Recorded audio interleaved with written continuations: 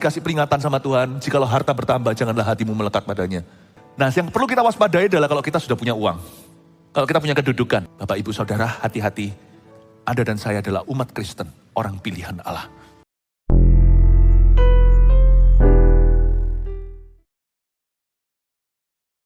Sungguh Engkau adalah Allah yang suci, sucikan kuduskan kami. Biar kami layak di hadapan-Mu. Ajari kami untuk setia. Memang ya Tuhan, kekudusan adalah sebuah proses yang panjang. Tapi ajari kami berjalan maju ke depan, bukan mundur lagi ke belakang. Terima kasih Tuhan, kasih-Mu tak terhingga. Kami siap untuk Engkau ubah. Tuhan Yesus, mohon berbicara. Sampaikan sabda-Mu, pakai hamba-Mu, sembunyikan kami di balik salib-Mu. Dalam nama Yesus, haleluya, amin. Berikan tepuk tangan untuk Tuhan, glory to God. Shalom semua. Setiap kebaktian itu ada nilai-nilai tersendiri. Saya banyak bicara soal sejarah. Kalau Anda kehilangan satu aja, betul-betul missing Bible study yang sangat perlu di dalam hidup Anda. Dan ini bukan sebagai pengetahuan, tapi menurut saya ini tuntunan. Kalau khotbah dari gembala sendiri, kita jangan miss satu pun. Karena itu timely. Itu timely message atau prophetic guidance adalah tuntunan prophetic atas kehidupan jemaat. Ya, ini bukan suplemen, malah gizi utama. Kitab Ezra kita buka. Selesaikan masalah dosa adalah topik kita. Iya, praise the Lord. Ezra mengaku dosa orang-orang Israel dalam doa, ya. Saya bacakan, kita akan telusuri seluruh pasal ini, belajar satu persatu. Sesudah semuanya itu terlaksana, datanglah para pemuka mendekati aku dan berkata, orang-orang Israel awam, para imam dan orang Lewi tidak memisahkan diri dari penduduk negeri dengan segala kekejiannya. Yakni dari orang Kanaan, orang Het, orang Feris, orang Yebus, orang Amon, orang Moab, orang Mesir, dan orang Amori. Karena mereka telah mengambil istri dari antara anak perempuan orang-orang itu untuk diri sendiri dan untuk anak-anak mereka. Sehingga bercampurlah benih yang kudus dengan penduduk negeri. Bahkan para pemuka dan penguasalah yang lebih dahulu melakukan perbuatan tidak setia itu. Sedikit review. Ezra ini adalah cerita tentang seorang hamba Tuhan yang pulang dari Babilonia setelah bangsa Israel sebagai satu bangsa 70 tahun terdampar di negeri orang. Bukan terdampar sebenarnya karena mereka itu jadi tawanan perang. Ingat ya, siapa aja yang dibawa orang-orang ternama. Ada sida-sida, dahulu mereka adalah penjaka biasa, namanya Daniel, Sadrak, Mesak, Abednego. Mereka ke situ kan, nah Daniel sudah mati. Ini sudah masa-masa hari-hari di mana orang Israel udah turun-temurun di negeri orang. Lalu 70 tahun sesuai nubuatan, mereka mulai pulang digerakkan oleh seorang raja. Dan raja itu hatinya digerakkan Roh Kudus. Raja itu namanya Raja Koresh. Dia bangsa Persia. Persia hari ini adalah Iran. Dulu Persia ini adik kuasa. Sebelum Persia, superpowernya namanya Babilonia. Babilonia itu Irak. Irak berkuasa, lalu dikalahkan sama Iran. Lalu kemudian dikalahkan sama Itali, bangsa Romawi zaman Yesus. Itali kalah sama Viking dalam sejarah, ini sudah sejarah modern. Atau Eropa Utara. Viking, nanti dari situ bangsa-bangsa itu keluar superpower yang membantu berdirinya negara Israel. Yaitu Inggris, Great Britain. Inggris melempem setelah Perang Dunia Kedua. Muncullah Amerika karena bom atom oleh Einstein-nya. Amerika sekarang mulai pelan-pelan, bukan pelan, agak cepat. Dibalap, disamai dengan China. Dunia itu silih berganti, tapi rencana Allah itu selalu akan digenapi nubuatan-nubuatannya.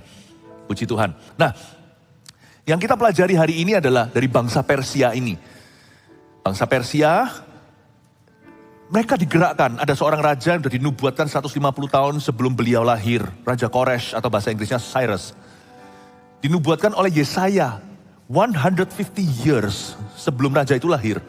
Padahal dia bukan orang Yahudi atau bangsa Israel. Pulanglah orang Israel. Gelombang-gelombang pertama salah satunya adalah Ezra. Seorang ahli kitab. Seorang lawyer seperti pengacara tetapi dia itu adalah ahli Taurat. Orang Israel menyebut dia second Moses atau Musa kedua. Orang ini direspek banget, gak ada Ezra, gak ada zaman Yesus waktu zamannya Itali itu. di bawah jajahan Romawi. Ezra ini hamba Tuhan. Mandat amanahnya adalah membangun bait suci, yang dia bangun itu ibadah. Padahal kota Yerusalem belum ada temboknya loh. Gak bertembok. Memang itu profetik sekali kalau kita itu harus bangun dulu kerohanian sebelum bangun ekonomi, bahkan kesehatan. Kenapa kita concernnya itu hanya kesehatan tubuh atau badan yang sementara? Itu harus dijaga, protokol kesehatan namanya. Tapi buat apa sih kita memperoleh seluruh dunia, termasuk jikalau kita sehat dan hidup lama, kalau kita kehilangan apa yang paling utama, yaitu hubungan kita dengan Allah. Bangun dulu kerohanian, bangun dulu bait suci, baru temboknya. Baru politik, militernya dan sebagainya. Nah, Ezra pulang kan, dia bangun bait suci, gak gampang loh. Dia menempuh perjalanan jauh 1.500 km atau hampir 1.000 mil jauhnya, 4 bulan lebih dia sampai, 4 bulanan. Sampai di situ dia bangun, dihalangi penduduk setempat. Masalahnya bukan sama pemerintah tapi sama warga. Raja udah kasih dia otorisasi, Raja Kores, dilanjutkan Raja Darius nantinya. Ketika terjadi pelaporan, Ezra akhirnya berbakat sebagai seorang pengacara dan dia juga tahu bagaimana berbicara. Akhirnya berbaliklah, senjata musuh ditempa melawan umat Israel malah justru menjadi peluru keberhasilan mereka. Orang-orang yang melaporkan itu disuruh danai. Ketahuan di arsip-arsipnya bahwa orang Israel itu bertindak secara legal. Naskahnya itu nyelip di sebuah pedesaan atau kota kabupaten. Tidak ada di ibu kota kayak kita nih seperti di Jakarta. Bukan di istana presiden. Bisa ketemu loh kalau Tuhan yang ada mau.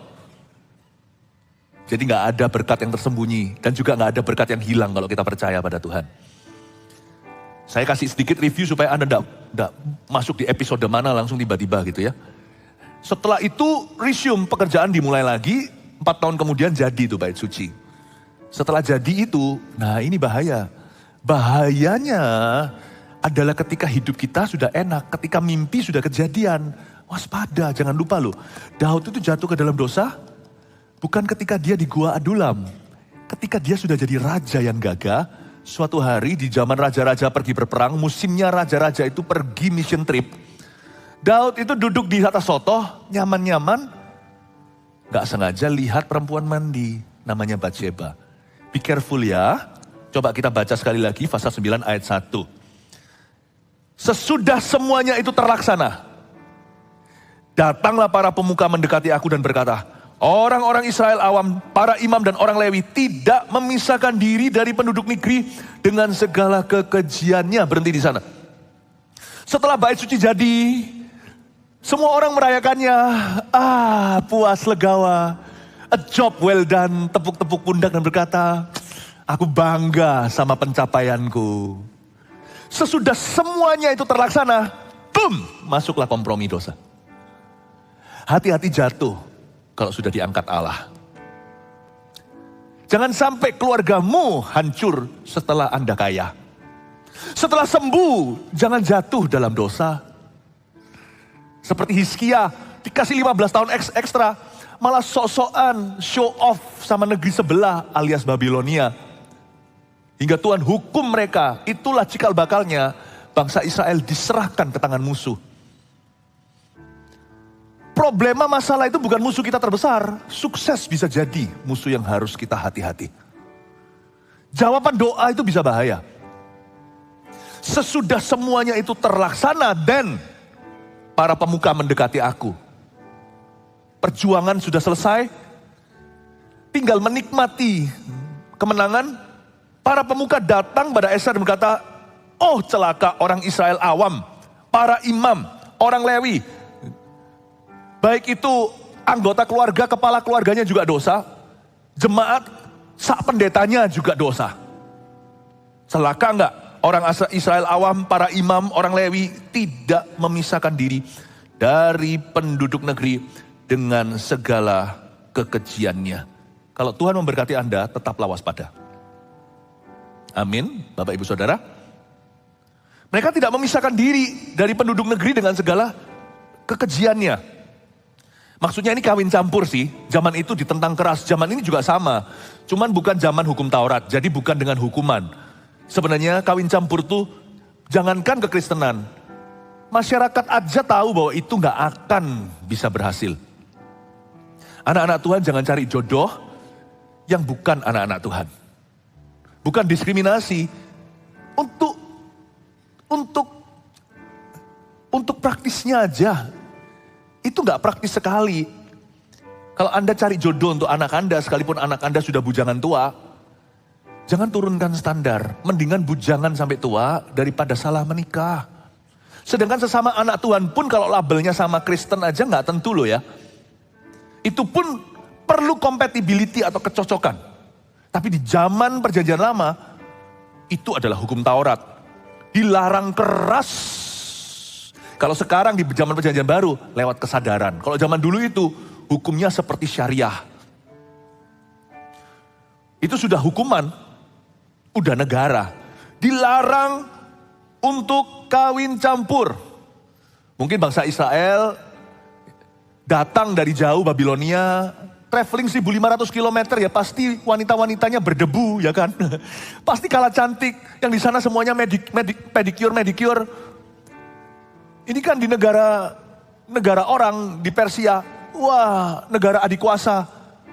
Di New York City-nya, di Tokyo-nya, bahkan ada lagunya New York, Rio, Tokyo. Lalu tiba-tiba mereka pergi ke pedesaan. Zaman dulu Yerusalem masa jadi kota besar, itu reruntuhan 70 tahun jadi puing-puing. Jadi perempuan-perempuan yang pulang sama mereka itu terbatas pilihan. Yang cantik-cantik gak mau kotor kuku semuanya tinggal di Persia. Yang pulang itu biasa. Sampailah mereka ke penduduk negeri. Di penduduk negeri situ adalah blasteran. Itu orang-orang Samaria, campuran-campuran. Ada Irannya, ada Syria atas. Ada orang-orang bawahnya, ada Mesir-Mesirnya, ada Arab-Arabnya. Ya. Coba bayangkan, ya kalah cantik lah cewek-ceweknya. Orang Israel pilihannya terbatas, sama seperti kalau kita di gereja cari jodoh sama di luar sana. Ya di luar sana gak terbatas. Tapi Tuhan tahu kok apa yang Tuhan itu perintahkan. Pasti kalau yang Anda kejar itu adalah kebahagiaan dan kekudusan, turutlah sama perintah Tuhan. Terbatas sih terbatas, tapi Tuhan kita tuh matchmaker yang paling luar biasa. Tuhan bisa menjodohkan. Ya. Gak tentu yang rupawan itu dapat jodoh dulu, gak tentu. Gak tentu. Bapak Ibu Saudara, jangan kompromi standar firman Tuhan demi kenyamanan. Orang Israel lakukan itu dan dengan demikian mereka tidak memisahkan diri dari penduduk negeri dengan segala kekejian. Kelihatannya lewat pernikahan, tapi sebenarnya kalau sudah masuk kawin campur ini, maka yang campur baur adalah penyembahan berhala mereka. Segala jalan hidup mereka itu akan terpengaruh. Siapa yang kau nikahi, kau jadi seperti dia yang menikah dengan Anda. Makanya itu Tuhan sangat menentang keras. Mereka harus memisahkan diri dari penduduk negeri dengan segala kekejiannya. Sekalipun matanya itu besar-besar, sekalipun bulu matanya gak perlu yang palsu, panjang-panjang. Ya. Sekalipun pakai gincu, apa gincu itu apa? Ya itu dia. Mau kukunya yang gimana, yang tinggi-tinggi. Ya, kalau yang kurus-kurus kalau di India itu justru yang gemuk, yang seksi katanya. Pokoknya penduduk negeri itu lebih menarik. Tuhan bilang jangan, no don't. Jangan kompromi. Karena mereka umat pilihan. Tuhan punya rencana jauh lebih daripada ketertarikan fisik. Fisik itu bisa tambah bagus kok kalau kita rawat, ya kan? Orang yang menikah bahagia itu kan tambah cantik, tambah cakep. Anda coba lihat bunga sekolah. Zaman Anda sekolah dulu. Tapi karena dia gak happy menikah. Lihat sekarang, cepet tua. Tuhan bilang jangan terpukau. Dan terpaku dengan kecantikan sementara. Karena kecantikan, keelokan itu sia-sia. Saya gak ngomong gini berarti kita itu cari pokoknya yang jelek gak apa-apa. Asal Tuhan yang pilih. Nanti masuk dalam pencobaan kalau gak suka. Tapi yang namanya cantik atau cakep itu gak ada batasnya. Relatif saudara. Ada orang yang dapat trophy wife pun seorang istri yang sudah rasanya semua orang iri. Masih bisa selingkuh. Buktinya seorang pangeran di Inggris lakukan itu. Kurang cantik apa Diana? Kok sama tante satunya? Gak tentu. Cantik itu relatif, cakep itu juga sama. Kaya itu juga gak tentu. Kekayaan itu fleeting atau mudah sekali lari. Wah, menikah sama orang itu karena kekayaannya. Coba lihat nanti 10 tahun, 20 tahun kemudian menurun kekayaannya. Karena gagal semua tanpa penyertaan Allah. Menikah sama orang biasa-biasa, makin hari makin kaya, malah dikasih peringatan sama Tuhan. Jikalau harta bertambah, janganlah hatimu melekat padanya. Don't be worldly, jangan duniawi di sini. Belajar dari umat Israel dan kesalahannya. Ditegur mati-matian sama Ezra. Kalian ngawur, kata mereka. Karena nanti dari keturunan mereka keluar Mesias. Tahukah Anda, Allah punya rencana dalam hidupmu itu jauh melebihi, melampaui yang kau kira. Tuhan hanya memikirkan seorang cowok, seorang cewek, cakep atau cantik enggak, kaya atau tidak. Tuhan mikirnya itu jauh, Tuhan itu ingin keturunan ilahi dari pernikahanmu. Bagi yang single ini, dan termasuk bagi yang sudah menikah, jangan merusak ranjang pernikahanmu. Jangan merusak hubungan Anda. Karena Tuhan ingin keturunan ilahi, dari turun-turun situ memang bukan lahir Yesus. Tapi turun-temurun nanti, Yesus akan melahirkan sesuatu lewat keturunanmu. Karena itu jangan dirusak. Jangan dirusak. Ya. At some point mau menikah dengan orang yang aduhai pun, satu titik Anda harus berani berkata cukup ketika berbunyi saya bersedia di altar sana. Pasang tapal kuda. Nggak tentu loh, dapat istri yang begini atau suami yang begini, Anda akan puas. Nafsu itu bertutur di lubuk hati. Itu adalah seperti kerongkongan yang tidak ada tumpu. Kalau orang itu sudah ada nafsu dan ada mau, apapun tidak akan cukup. Salomo 1000 ceweknya. Tapi kalau Anda baca ya, Kidung Agung itu cinta sejatinya. Gadis Sunam, Shulamite woman itu, dikatakan di dalam Alkitab, perempuan itu agak gelap. Dia bukan dari modeling, dia bukan dari ningrat. Dia itu adalah seorang wanita, perempuan yang berprofesi gembala. Bantu pekerjaan papanya misalnya. Jadi di dalam Kidung Agung kalau Anda baca, itu bukan kata-kata yang tidak senonoh. Kidung Agung itu bicara tentang hubungan kita dengan Tuhan Yesus sebagai mempelai pria dan wanita. Tapi juga bicara tentang hubungan suami dan istri. Itu adalah true love-nya Salomo, Kidung Agung itu. Salomo sampai pura-pura tanggalkan baju raja pangerannya supaya dia bisa deketi pendekatan seperti rakyat. Seperti cerita-cerita seorang bangsawan pura-pura jadi orang biasa. Kalau Anda baca, dia selalu berkata, jangan pandangi kelemahanku, aku sumpahi kamu demi rusa-rusa. Hai putri Sion, jangan bangkitkan asmara. Coba Anda baca, perempuan ini yang Salomo mungkin cari di akhir hidupnya ketika menulis kitab pertobatannya, yaitu Pengkhotbah. 1000 istri, 700 plus 300 gundik-gundiknya itu tidak memuaskan hatinya. At the end of his life, penuh penyesalan dan kangen mati. Kangen mati sama cinta sejati masa mudanya, mungkin istrinya yang sah. Di akhir hayatmu, seorang playboy pasti akan merindukan istrinya yang sesungguhnya. Dan dia tidak puas dengan semuanya itu. Dan tidak ada tutup cerita di Alkitab. Apakah Salomo sungguh ketemu sama Shulamite woman itu atau tidak? Mungkinkah dia kena kanker kepahitan? Suaminya kayak gitu. Mungkinkah dia mati muda? Gak tahu. Pokoknya kalau ada baca Pengkhotbah itu ada hin-hin. Seperti ada sindiran-sindiran hati Salomo yang menyesal setengah mati, sia-sia, semua sia-sia, semua sia-sia. Kalau kamu masih bisa hidup di bawah matahari, nikmati dengan orang yang sungguh kau cinta. Nikmati dengan istri masa mudamu. Coba bayangkan. Kalau Anda baca ya, dosa itu betul-betul vanity, sia-sia akhirnya. Padahal kita punya Yesus itu sebenarnya kita sudah butuh dosa. Karena kita sudah dipuaskan. Masalah daging aja, kedagingan kita ini loh, tipu muslihat. Enggak, Yesus plus, kalau bisa Yesus plus. Kamu sekaya-kayanya halalkan segala cara. Yesus plus, lihat itu, cewek di situ cantik. Lihat itu, cowok itu menarik. Enggak seperti suamimu yang buncit itu. Apalagi yang sekarang, namanya seperti menu, bibimbap dan babimbim, enggak tahu apa itu. Yang Korea-Koreaan dan sebagainya. Wah, suami dibandingkan dengan yang itu. Istrinya dibandingkan dengan girls band, apa? Enggak tahu. Yang band-band cewek-cewek, cowok-cowok gitu loh. Saya kadang-kadang gak bisa bedain kok yang mana cowok, yang mana cewek. Mukanya juga sama semua. Dibandingkan itu ya kalah. Dibandingkan itu, istrimu itu orang Yahudi yang kalah menarik sama Hagar si Mesir dengan dengan bulu mata seperti burung unta. Zaman itu cantik versinya begitu, zaman ini sekarang Korea. Tapi zaman dulu cantiknya Arab itu ya di situ. Di tempat mereka sekarang pulang ke rumah itu karena tidak ditinggali Yahudi. Ditinggali oleh orang-orang Samaria, blasteran semua.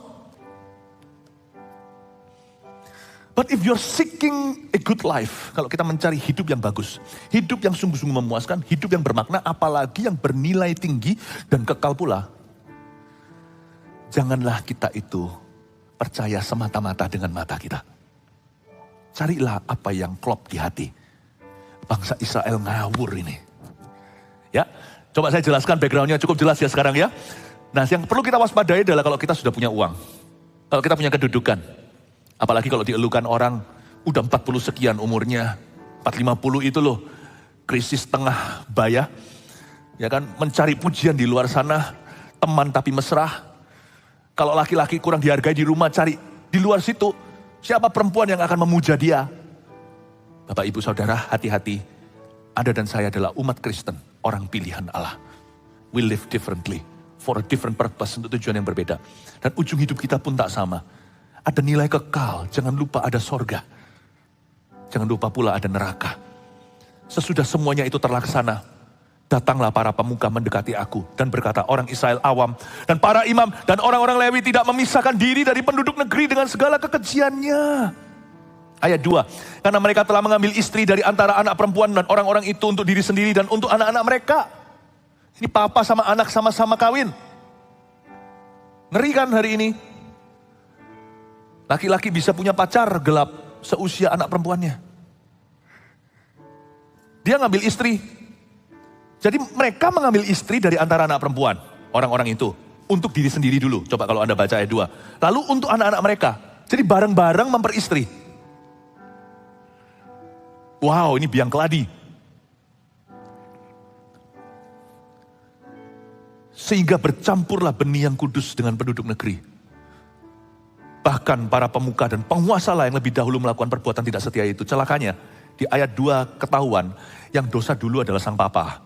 Yang dosa dulu adalah pemimpin. When a leader sins, wah berabe. Bedanya gini, saya tidak membedakan, dosa adalah dosa. Tapi kalau dalam satu keluarga ya, papa, mama, anak. Mamanya dosa. Itu masih seolah-olah kankernya itu belum sampai stadium 3B gitu ya. Tapi kalau anaknya yang dosa itu masih benih. Tumornya itu ditemukan masih perlu dibiopsi. Tapi kalau papa yang dosa, ini memang gak fair sih. Pada barang siapa yang dipercaya, lebih, dituntut lebih. Memang betul, dalam hal ini bukan perbedaan laki-laki dan perempuan, beda peran. Kepemimpinan dalam rumah itu imamatnya adalah pria. Jadi saya harus bicara tentang laki-laki. Kalau papa yang jatuh dalam dosa seks, itu langsung kankernya udah menyebar kemana-mana. Itu sudah ke paru-paru, ke everywhere. Saya berkali-kali sebagai hamba Tuhan melihat kalau seorang ayah berdosa. Dosa adalah dosa. Kalau secara pribadi di hadapan Allah, sami mawon sama saja. Mau sana cowok kek, cewek kek, mama kek, papa kek, anak kek, orang tua kek, sama saja. Orang tua, anak kek, kakek, semua sama. Tapi ada perbedaan efek sampingnya jikalau yang berdosa adalah imamatnya. Penguasa dan pemuka lah yang lebih dahulu melakukan perbuatan tidak setia itu.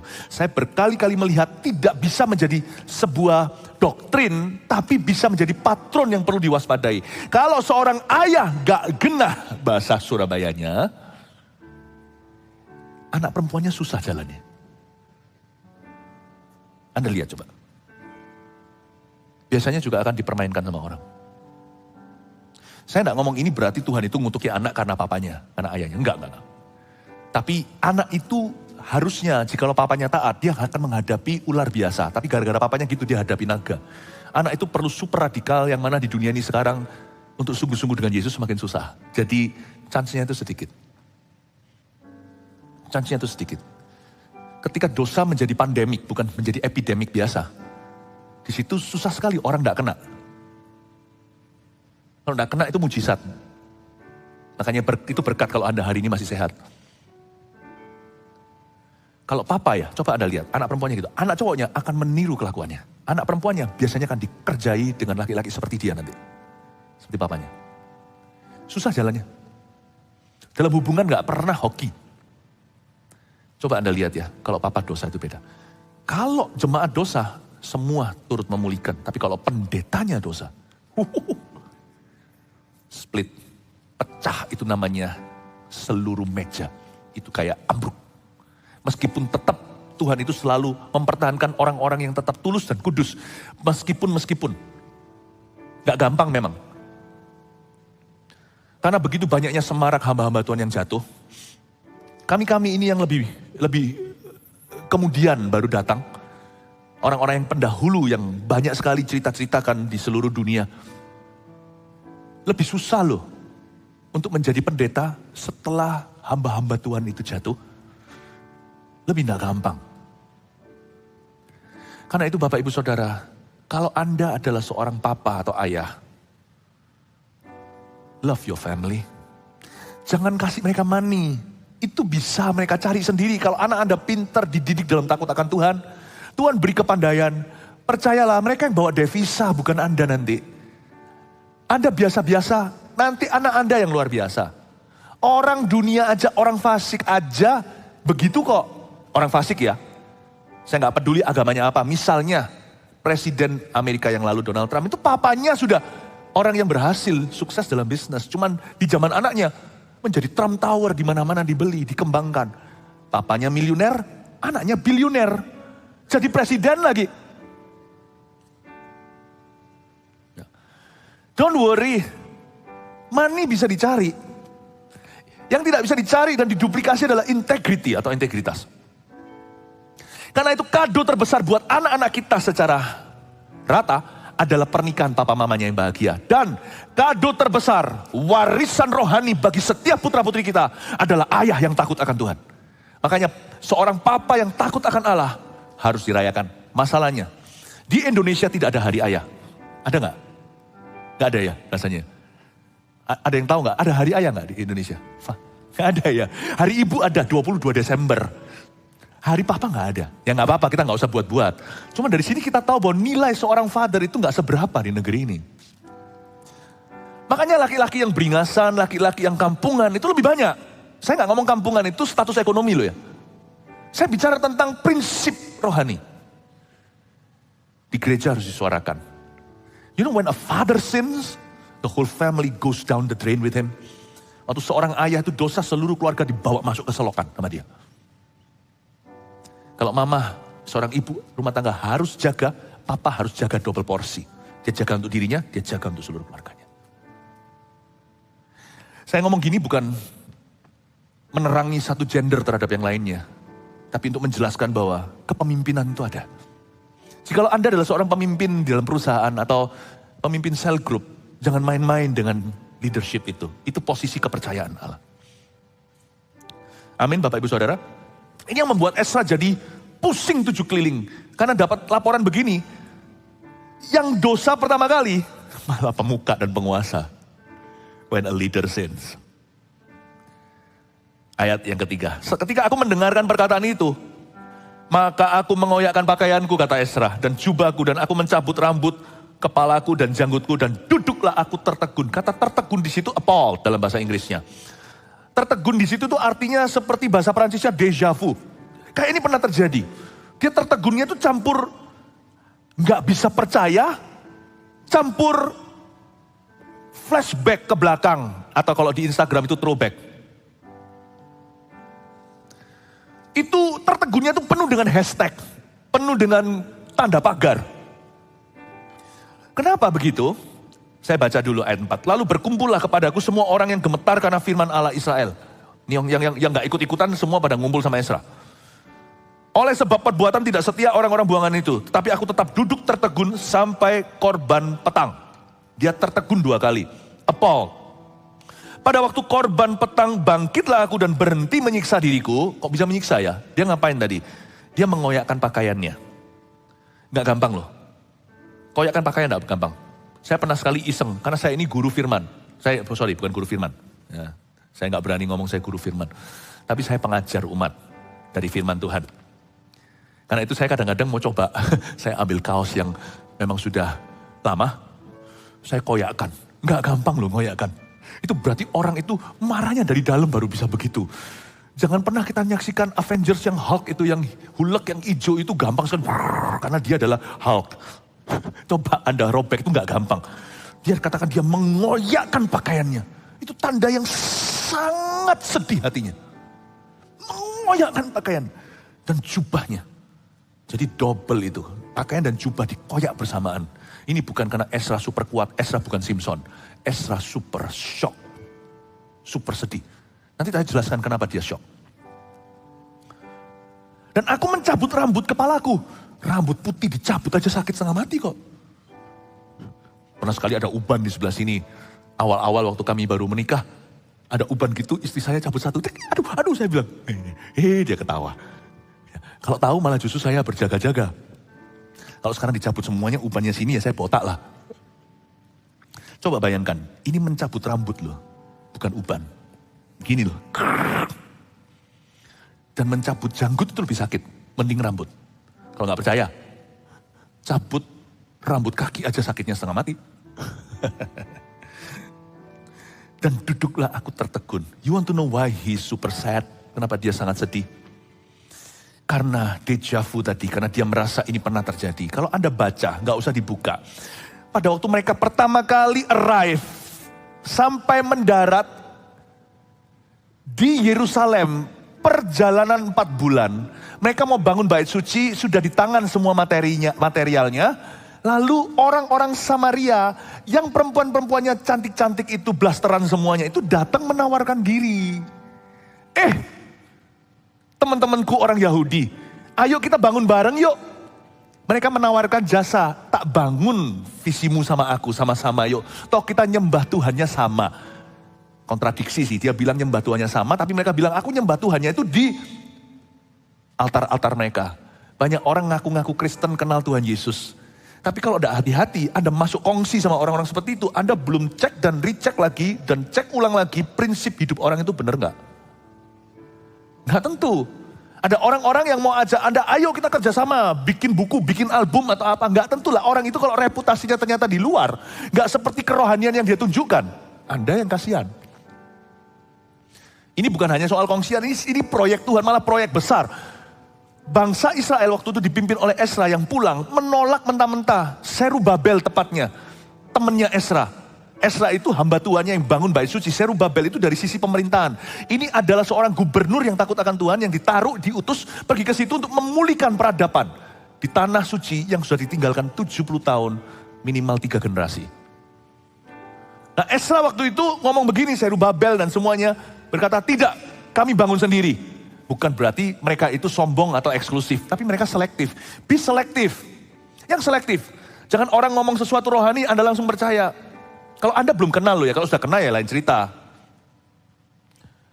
Dan itu kan ditolak mentah-mentah. Setelah ditolak, Anda coba baca di pasal 4 itu. Mereka marah, kelihatan warna aslinya. Mereka justru konspirasi bersekongkol untuk menggagalkan bangsa Israel. Kan ada orang yang gitu. Kita diajak kerjasama, kita kan bisa berhak berkata tidak. Kenapa sana memaksa? Kita tolak mereka, padahal baik-baik dan sopan-sopan. Mereka marah, mereka jegal kita nanti di dunia bisnis. Nah kelihatan aslinya. Kalau sampai dijegal nggak apa-apa saudara. Jemaat nggak apa-apa kalau dijegal. Mendingan dijegal dari luar daripada dijegal dari dalam. Kalau Anda kongsi sama orang itu, malah tidur dalam selimut bersama dengan musuh. Itu namanya sleeping with the enemy. Saya mendingan fighting with my enemy daripada sleeping with my enemy. Saya mendingan bertempur dengan musuh saya daripada tidur satu selimut dengan musuhku. Karena kita nggak akan pernah tahu kapan kita akan ditusuk sama dia. Tapi kalau kita bertempur, kita tahu kapan dia akan menyerang. Bangsa Israel menolak mentah-mentah. Tolak bapaknya, terima anaknya. Loh ini gimana? Paham maksud saya? Menolak ayah-ayahnya datang. Ayo laki-lakinya ayo kita kerjasama. Ayolah sama-sama Kristennya kok. Sama-sama Kristennya. Tapi pegang rokok gitu ya. Ya Kristen pun ada Kristen yang merokok sih. Makanya Kristen pun beda-beda. Kerohaniannya juga nggak sama. Ada orang Kristen sama-sama orang Kristen, tapi satu yang berkata nggak usah fanatik lah, nggak usah baca Alkitab. Kristen pun ada banyak brandnya. Karena tidak semua Kristen itu sejati atau lahir baru. Tidak semua Kristen itu penuh dengan Roh Kudus. Tidak semua Kristen itu melakukan firman Allah. Makanya kawin campur itu sudah terlalu jauh untuk bisa diperdamaikan. Sedangkan yang masuk di dalam kemah aja nggak tentu semua. Di dalam gereja aja nggak tentu loh. Nggak tentu sungguhan. Saya ngomong gini itu bukan mencurigai, tapi saya seperti ini menantang Anda untuk sungguh-sungguh. Papanya ditolak. Anaknya diterima. Diajak kongsian nggak mau, dikasih putrinya. Mau. Ini namanya double standard. Ini yang membuat Ezra appalled, tertegun. Kok bisa gitu ya? Ya, tangan kanan ditolak, tangan kiri dari bawah diterima. Kok bisa gitu? Dia malu. Ngapain kita itu memulai perjalanan kita waktu kita arrive di sini? Kenapa kita memulai dengan roh, mengakhiri dengan daging? Kenapa? Anda pernah lihat nggak? Saya pernah dengar, contoh ya, coba ya. Menurut Anda gimana? Menurut Anda rasa kayak ngeslong nggak di sini? Coba, ini semuanya rekayasa. Ini semuanya apa yang saya hendak ceritakan ini semua hanya ilustrasi, oke? Misalnya, ada satu orang kesaksian. Dia itu kecelakaan, mati, lalu didoakan oleh orang Kristen, lalu dia bangun, bangkit. Padahal dokter sudah sebut, ini sudah mati, sudah tut, lalu tiba-tiba tut kembali lagi. Wow, kasus kebangkitan orang mati. Orang itu bukan agama Kristen. Waktu dia bangkit, dia berkata, aku melihat neraka, aku melihat surga. Wow, mulia jadi kesaksian Allah ya. Coba bayangkan, ini semuanya hanyalah cerita, saya cuma ilustrasi aja. Ini saya juga, ini nggak kejadian. Ada kejadian seperti itu, tapi bukan ini. Lalu dia habis itu memberi diri dibaptis. Dia percaya Yesus. Waktu dia percaya Yesus, dia dianiaya sama keluarganya. Diusir dari sukunya, disuruh keluar dari pulaunya. Sebatang kara, dia pergi cuman dengan pakaian di tubuhnya. Tapi setelah itu perkara mujizat terjadi, ada orang yang nampung dia, dikasih pekerjaan, lalu diberkati. Lalu kemudian dia mendoakan orang-orang sakit sembuh. Wow, luar biasa ya. Berubah dari seorang buangan oleh keluarganya menjadi seorang hamba Tuhan besar. Setelah jadi hamba Tuhan besar, Tuhan memakainya. Menurut Anda so far so good gak? Menurut Anda ini mulia enggak? Mulia ya? Lalu suatu hari kedengaran cerita, dia jatuh sama sekretarisnya.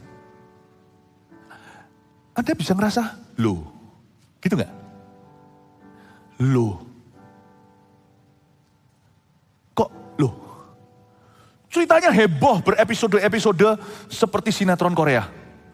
Endingnya GJ gak jelas sama sekali. Orang sudah nonton 70 episode, endingnya kok begini.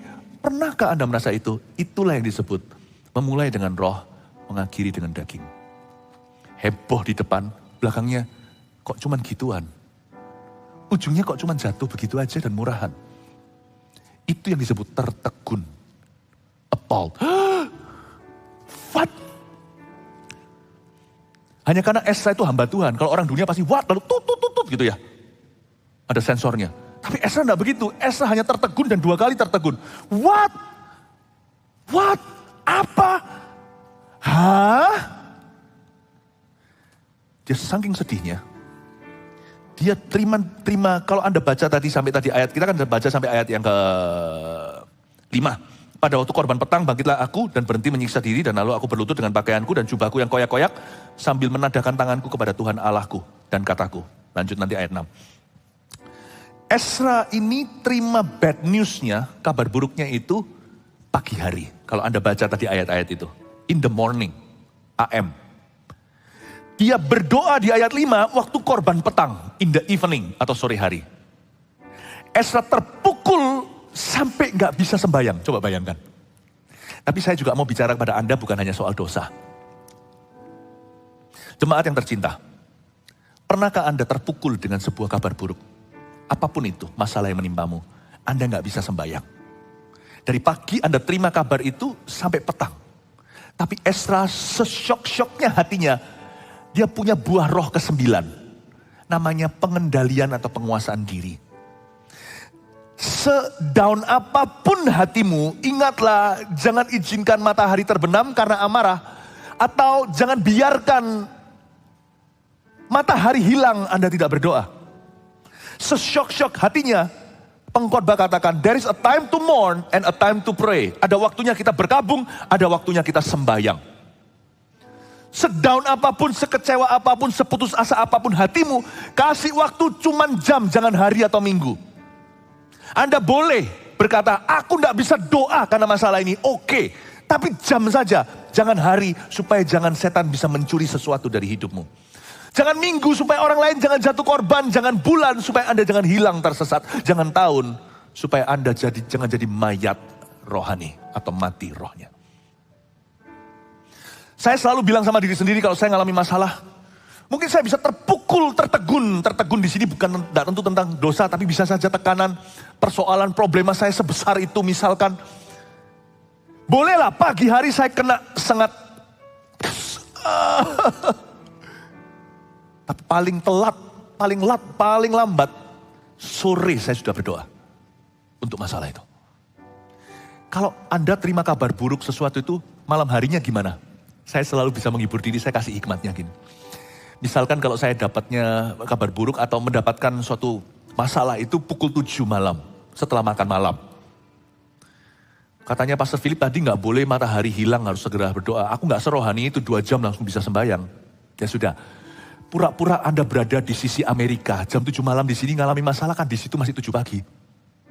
Besok pagi sudah harus sembahyang. Kalau memang harus Anda tertidur dalam masalahmu, some people, ada berapa orang itu yang very good, sangat bagus, sangat bakat sleep on their problem. Ada orang ya, kalau punya masalah nggak bisa tidur, jenis 1. Jenis 2, ada orang yang punya masalah malah tidur.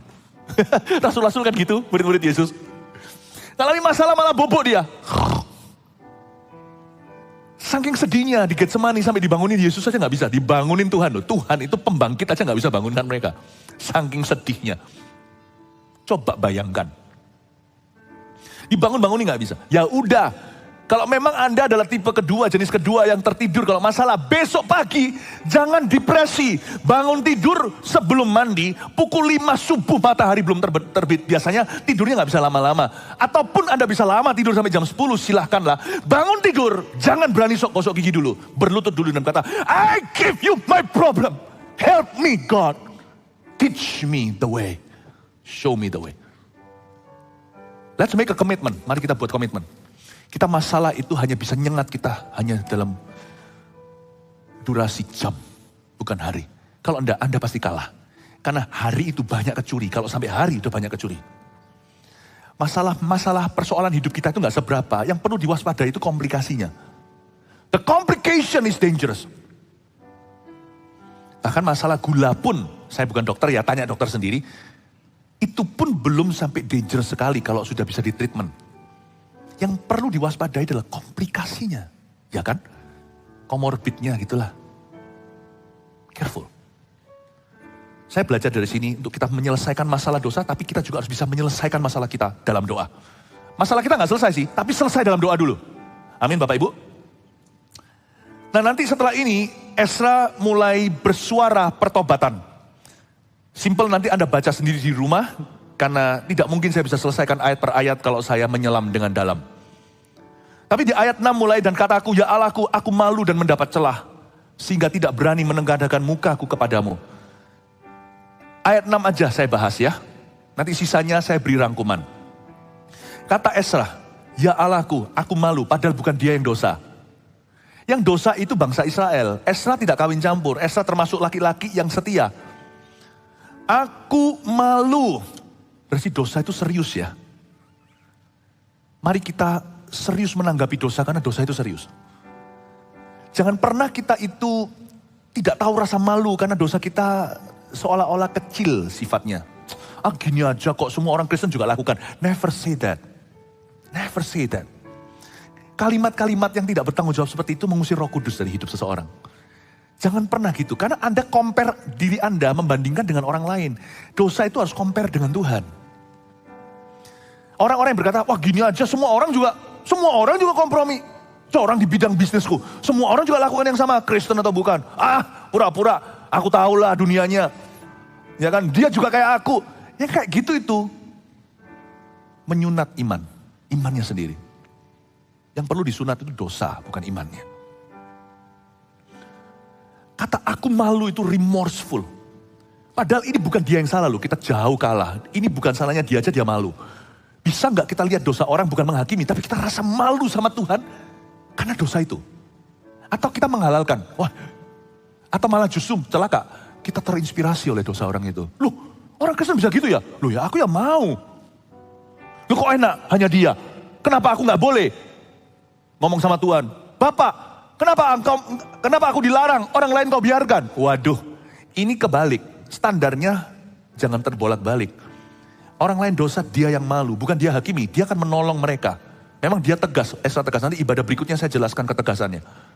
Harga sebuah mimpi itu salah satunya adalah berani detil, drill, zoom in ke perkara-perkara yang dianggap remeh gitu aja kok itu. Orang kalau mau melihat mimpinya terjadi, dia harus detil. Dosa itu serius di mata Allah. Jadi jangan biasakan dengan memberi excuse atau dengan beralasan. Dia berkata, aku malu. Lalu kata mendapat celah itu beda. Malu dan mendapat celah itu dua hal.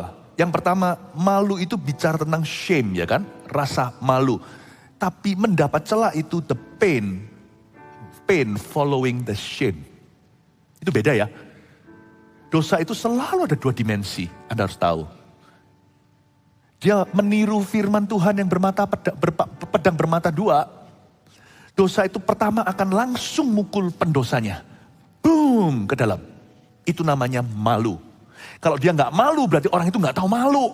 Berarti orang itu sudah kebal sama Roh Kudus, hati-hati tinggal neraka yang bisa menyadarkan. Dan kalau sudah neraka, sudah terlambat sudah.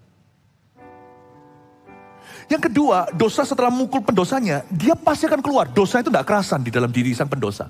Sama seperti wabah, dia harus menularkan. Dosa itu pasti berkembang biak. Dosa pertama itu coba lihat ya, nenek moyang dosa itu adalah dosa mengingini. Jadi bukan makan buah, dosa dia itu mengingini. Dosa angan-angan.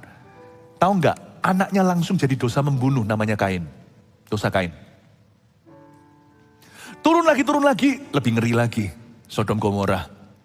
Bapak ibu saudara, dosa tidak akan tinggal sendiri. Never say, masturbasi kan cuman saya sendirian. Itu kan solo seks, gak bisa. Itu pasti masuk ke hubunganmu nanti. Nanti tunggu ya, seorang anak muda yang pacaran. Tunggu kalau dia sudah biasa dengan masturbasi. Tunggu aja apa yang akan dia lakukan sama pacarnya. Gak mungkin dia berhenti di situ. Kalau ini adalah orang yang sudah menikah, gak berhenti di sana. Lihat ya, setelah Anda melakukan sesuatu pada tubuhmu yang adalah bait suci. Entah itu adalah dosa seks kayak atau kecanduan yang lain atau apapun juga. Narkoba juga sama. Nanti yang kena efeknya itu adalah the pain others will bear with you. Orang lain akan merasakannya pain following the shame atau rasa sakitnya. Konsekuensinya mengikuti rasa malu itu akan terasa. Karena orang yang melakukan sesuatu pada dirinya, nanti waktu keluar, waktu ketemu sama keluarganya, padahal keluarganya tidak ada hubungan dengan dosanya. Oh dia mau mengisap ini, ngisap itu kan urusan dia. Tapi dia jadi orang yang emosi.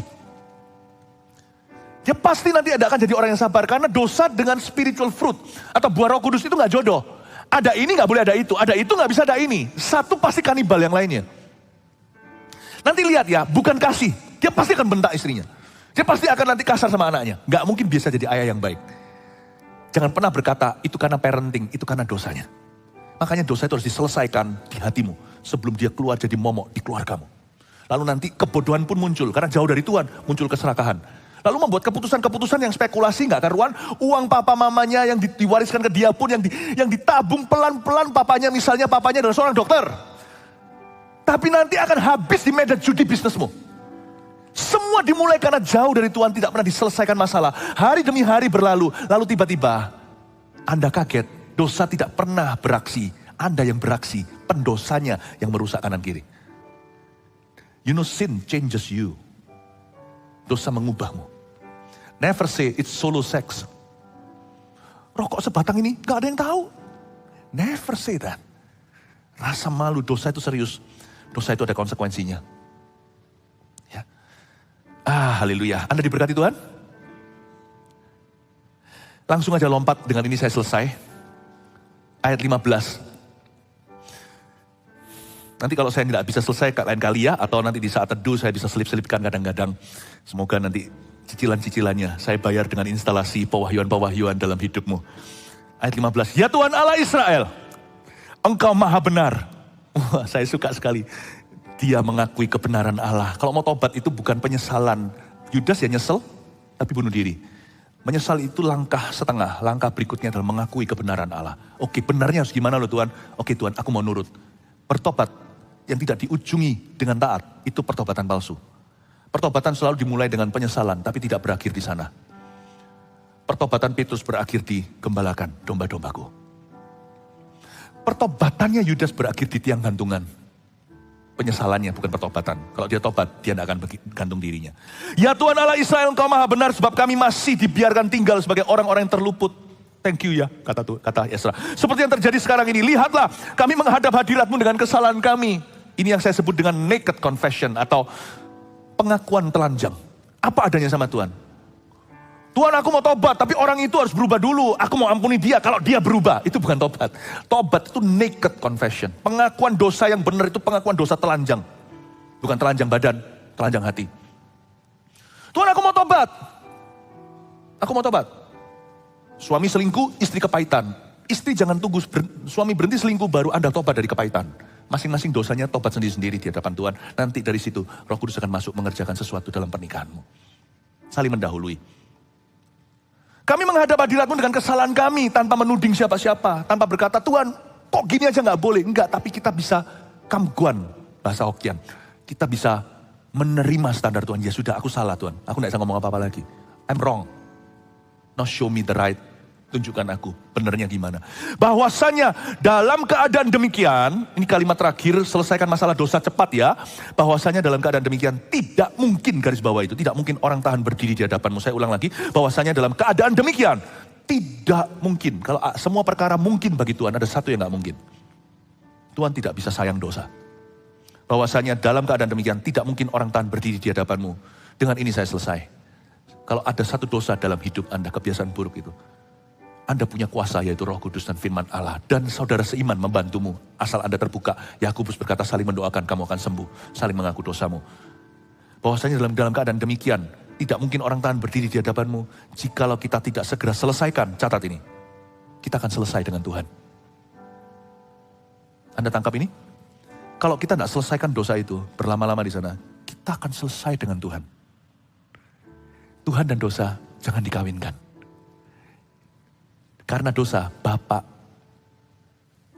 salibkan anaknya, Yesus. Karena dosa. Jangan coba damaikan Allah dengan dosa. Pendosa yang didamaikan oleh Allah lewat Yesus Kristus putranya. Bukan dosanya. Dengan mengangkat dosa mereka, bagi mereka yang mau bertobat. Tuhan tidak pernah reconcile sin, but sinners to himself. Dia tidak pernah mendamaikan dosa, tapi mendamaikan pendosa. Jadi dosamu dan dosaku itu tidak di-welcome sama Tuhan sampai kapanpun. Jangan pernah menunggu Tuhan menerima Anda apa adanya. Tuhan tak akan. Tuhan menerima Anda kalau Anda bertobat apa adanya. Tuhan menerima Anda dimanapun Anda berada. Tuhan menerima sekalipun Anda gimana, mau gak gimana kalau gak disayangi lagi. Tetapi Tuhan tidak akan pernah sampai kapanpun menerima kebiasaan buruk. Kepahitan Anda, suka gosipin orang, suka ngomong jelek-jeleknya, marah-marah, kecewa, tuding-tuding Allah, kepahitan, Tuhan tidak akan pernah terima itu forever and ever. Karena itu selesaikan, kalau enggak kita akan selesai dengan Tuhan. Semoga jemaat ini tak akan pernah selesai dengan Tuhan Yesus. Akan selalu dituntun dari kemenangan pada kemenangan. Haleluya, mari kita semua bangkit berdiri. Puji Tuhan. Anda diberkati Tuhan, belajar sesuatu, amin. Haleluya. Setiap kebaktian, setiap ibadah itu, kitab Esra ini bumi langit, masing-masing itu kayak buku sendiri gitu loh. Tadi saya ajarkan juga di ibadah sebelumnya, bagaimana kalau kita itu dikirim, dikasih koneksi sama orang-orang yang, orang-orang kuat, orang-orang besar di hidup ini. Ya apa caranya kita itu handle. Ada banyak hal yang saya mau bagikan, setiap jemaat itu penuh, saya rasakan love itu full di sini. Tapi saya kepingin ceritakan semua full, gak ada waktu, masing-masing hanya 1 jam saja. Karena itu dengarkan ya sisa-sisanya. Karena I'm sure itu akan berguna. Cepat lambat Anda akan ketemu orang-orang yang saya nubuatkan lewat kitab Esra tadi yang Tuhan nubuatkan. Saya percaya ini pasti akan benefit buat Anda. So, saya sebagai gembala sidangmu ingin melihat Anda dipimpin Tuhan dari kemuliaan pada kemuliaan yang lebih besar di tahun mimpi dan penglihatan. Haleluya.